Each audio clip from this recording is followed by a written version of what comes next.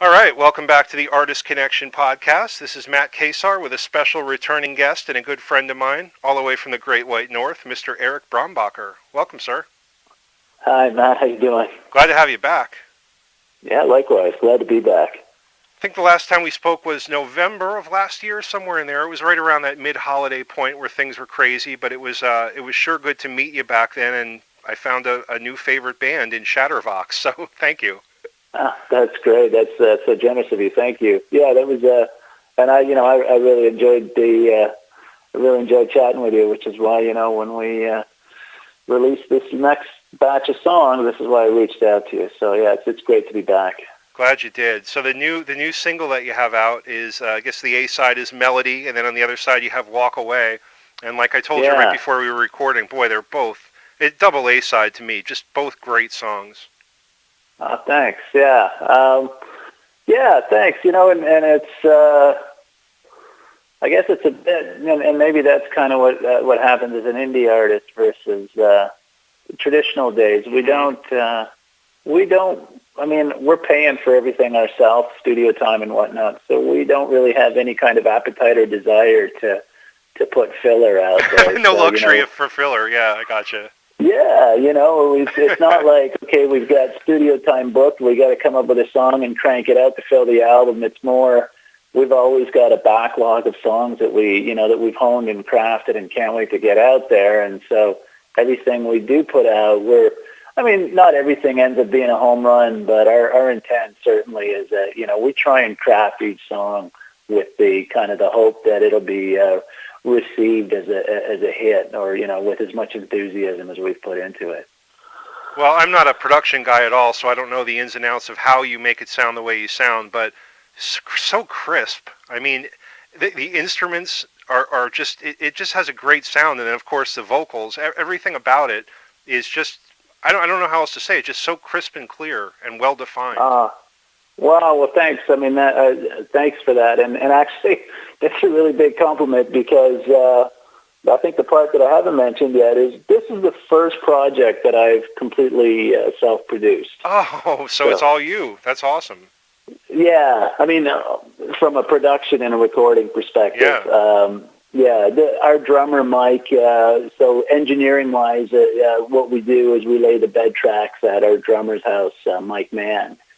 So he's the engineer for the bed tracks because he's got a really great setup for having his. He's got a room where all his drums are mic'd, and then I take those bed tracks back to my basement studio, and we overdub all of the instruments and the vocals and everything. And I learned a lot. As per a previous interview, we put out an album in December. And having been through the process a couple of times now, I've learned and I've observed and I've asked questions. So this time around, I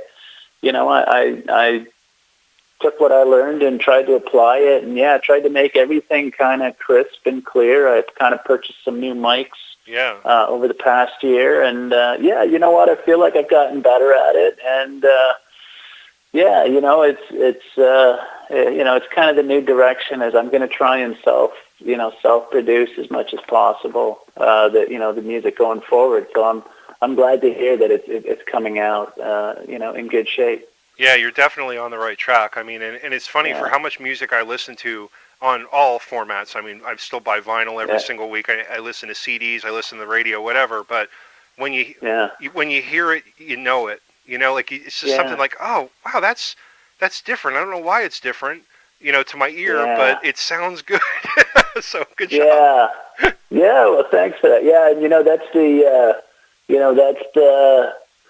that's the key to kind of production and mixing and all of that is that, the key to I guess the vote of confidence on a good mix is if you play it for people and they don't notice the mix, they don't notice anything. They focus on, hey, I really like the song. Yep. Right.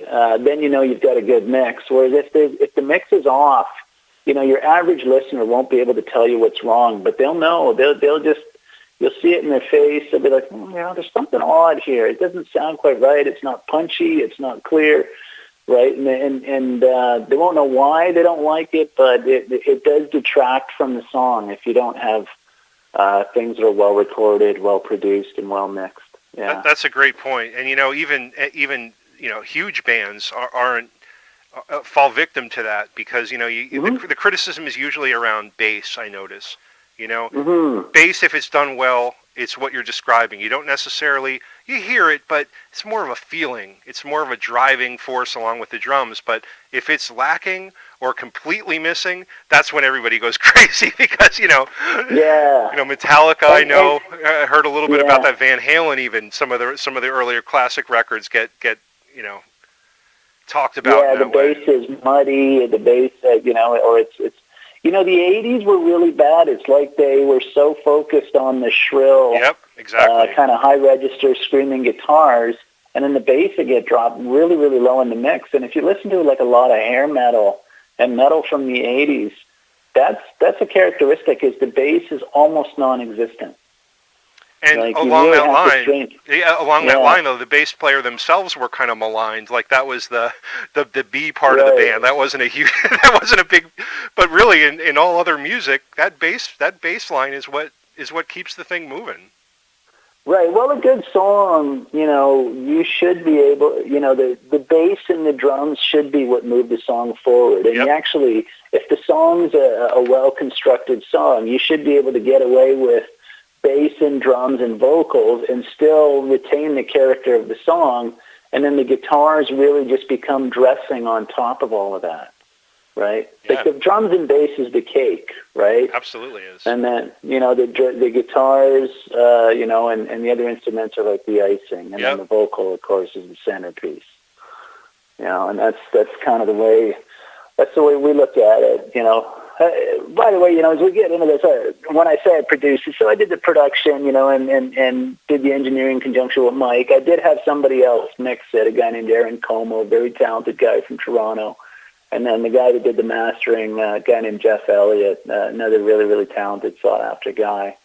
And of course, the songwriting, obviously, all the guys in the band, contributed, but a lot of the songwriting credit goes to Frank. Oh yeah. So when I say the production, there is a job to that, and this is the first time I kind of taken that on myself. So quite proud of that. Cool. Well, you definitely should be.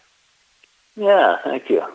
Now, were these songs? How long did it take you to either choose these songs? Did you try them out in some of your shows or? Yeah. So as you've listened to them already. They're very different songs. So I'll kind of talk about them, kind of each one at a time. Yeah. So Melody, we've been kicking around, I think, for about a year and a half or 2 years now, and it's a song that started out with Frank. Frank, as you probably have picked up, just has a real gift for lyrics and in terms of phrase. And, he showed up to rehearsal one night, and after Jean and Mike, the drummer and bass player, went home, Frank and I often kind of hang out and do songwriting and stuff like that.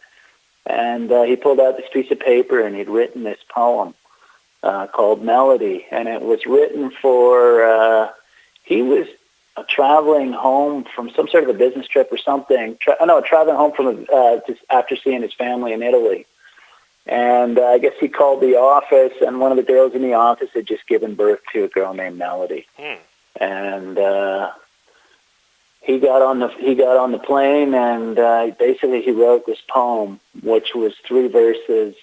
And he wrote it in about 20 minutes, and he showed it to me, and immediately I was just struck by this kind of a rawness, but a real poignancy and a real, in my humble opinion, a real kind of poetic quality. Oh yeah. To the lyrics, and I immediately it grabbed me. And just while we were sitting there, I grabbed my guitar and just started strumming chords and came up, as quickly as he came up with the words, I think we came up with the main chord structure for the verses.